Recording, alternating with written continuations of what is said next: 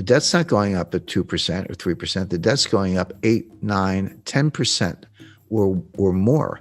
The U.S. had a $1 trillion baseline budget deficit, $1 trillion per year deficit for fiscal 2020 pre-pandemic. The Congress threw $3 trillion of emergency aid on top of that. And I'm not even criticizing all those programs. I mean, the payroll protection plan loans, the extended unemployment benefits, the increased unemployment benefits. Imagine where we'd be if we hadn't done that. But that aside, debt is debt. They piled $3 trillion on top. Now, this is going to take the U.S. debt to GDP ratio up to 135%. It was 106% when Donald Trump was sworn in. It's close to 130% today. Because remember, you got two things going on. It's a debt to GDP. So debt's your numerator and GDP is your denominator, right? Well, what happened? Well, the denominator shrank. This got smaller and this got bigger. So what happens to the ratio? It blows up. So now it's 135%. If you get the laws of economics right, which is not easy because most economists don't, but if you get them right, it's really a reflection of human nature. I mean, what is an economy other than all the people in the economy starting businesses, buying, selling, traveling, providing goods and services, et cetera. So human nature doesn't change, or at least it hasn't changed much in the last 100,000 years. So the fundamental laws of economics don't change either, but circumstances change, facts change, and that's important. Now, to answer your question, Kerry, you're right. There is a school of thought, a growing one, an influential one, that the debt doesn't matter. It's like, well, wait a second. So what? So the debt to GDP ratio went to 135%, which it did. Who cares? Well, what's wrong with it? 180%. We got issues. We got problems. Print up the money and monetize the debt and spend it and keep going. What is the problem? This comes under the banner of something called modern monetary theory, MMT. It's flawed, it's wrong, but it's got its followers, and those followers are now in the White House because one of the things Joe Biden had to do to get elected was to make peace with the Bernie Sanders wing of the Democratic Party. They take the view that if the Treasury didn't spend the money, how would anybody make any money? That's ridiculous, but that's what they say. They say, hey, when the Treasury spends money, what do? Well, they build aircraft. They have benefit programs. They have government contracts. They do whatever they do. But when the Treasury gives you the money, you take the money and you spend it on somebody else, goods and services, go out to dinner, have subcontractors, whatever it might be. That's the real source of money. They also take the Treasury and the Fed and they merge them. Now, that's not legally the case. The Treasury and the Fed are separate institutions. The Treasury is just part of the executive branch, and the Fed is an independent agency. And the Federal Reserve banks are actually privately owned. A lot of people know. Some people know that, some people don't. But the Federal Reserve banks are privately owned by banks in the districts, so Citibank, Bank of America, et cetera.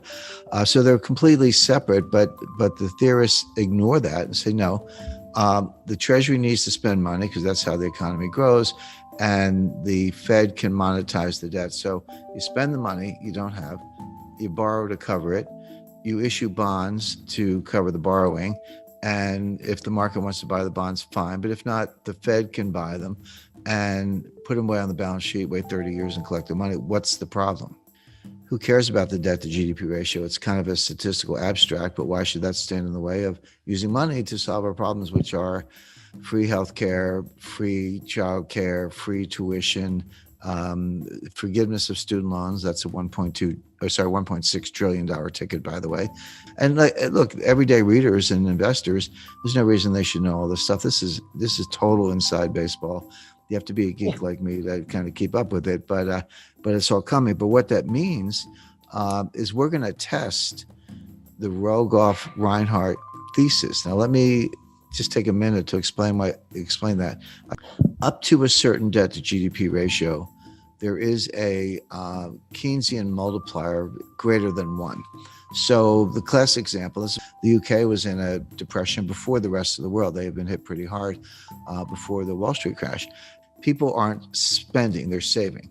It's the liquidity trap. So if you get money, you pay down debt. When you don't have any debt, you put it in the bank. Whatever you do, you don't spend it. You hoard cash. Or people were buying gold. They were accused of hoarding gold, etc. But what they weren't doing was spending. And there was a lack of aggregate demand, and the banks were not lending. So so Keynes said, well, if everyday people won't do it, the government must. The government can borrow. The government can spend. And what they discovered was that if you borrow $1 and spend $1, you can get $1.50 of GDP. Now, there's a separate debate as to whether that's actually incremental or whether you're just pulling growth forward. But so what? Even if you are pulling growth forward, maybe that's what you need to do when you're in a liquidity trap. But there's a problem. He called it the general theory of employment, interest, and money. But it was actually a special theory. I think he had a little Einstein in me because of the general theory of relativity. But it's actually a special theory, which means it's a theory that works in a set of circumstances, a set of conditions. The conditions where it works are you're either in a recession or just coming out of one. You have excess capacity and labor and industrial capacity, and you have very little debt. In those circumstances, you can borrow $1, spend $1, and get more than $1 GDP. The problem is that extra GDP you get for the borrow and spend, it goes down as the debt to GDP ratio goes up. What Reinhardt and Rogoff discovered is that at 90%, you go through the looking glass. Your payoff is now less than $1. You borrow $1, you spend $1, and you only get 90 cents of GDP or 95 cents, et cetera. So now, not only are you not getting your dollar's worth for the borrowed dollar or something more, which you did at lower levels, you're getting less than $1. So now what's happening? You're borrowing $1, you're spending $1, you're not getting $1 of GDP, but you are getting $1 of debt, which means your debt to GDP ratio is going up and the 90% is getting worse. And I just mentioned the United States is at 135%.